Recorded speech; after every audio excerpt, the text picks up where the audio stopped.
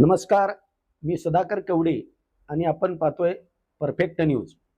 उजनी धरण 50 कडे वाटचाल करत असतानाच आता नीरा धरण, वीर धरण हे 100% भरलेलं आहे आणि वीर धरणातून नदी पात्रात नीरा नदीमध्ये सोडण्यात आलेला पाण्याचा जो प्रवाह होता तो 5737 क्युसेक्स होता.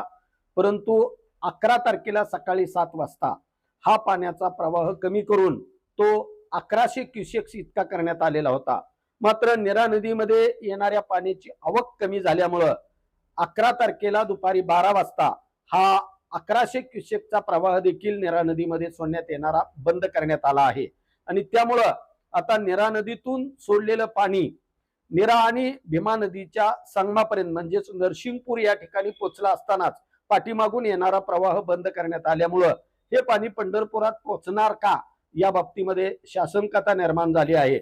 आणि त्यामुळे शेतकऱ्यांना आता नीरा नदीच्या पाण्यापेक्षा उजनीच्या पाण्याची प्रतीक्षा लागली आहे. 50%हून जास्त भरलेल्या उजनी धरणातून पाणी कधी सोडण्यात येणार असा प्रश्न शेतकऱ्यांमधून विचारला जाऊ लागला आहे. नदीकाठचा विद्युत पुरवठा 5 तासावर नेल्यानंतर आता नदीकाठच्या शेतकऱ्यांना उजनीच्या पाण्याची प्रतीक्षा लागलेली आहे. याबाबत प्रशासन काय भूमिका घेणार याकडे आता सर्वांचं लक्ष लागलेलं आहे.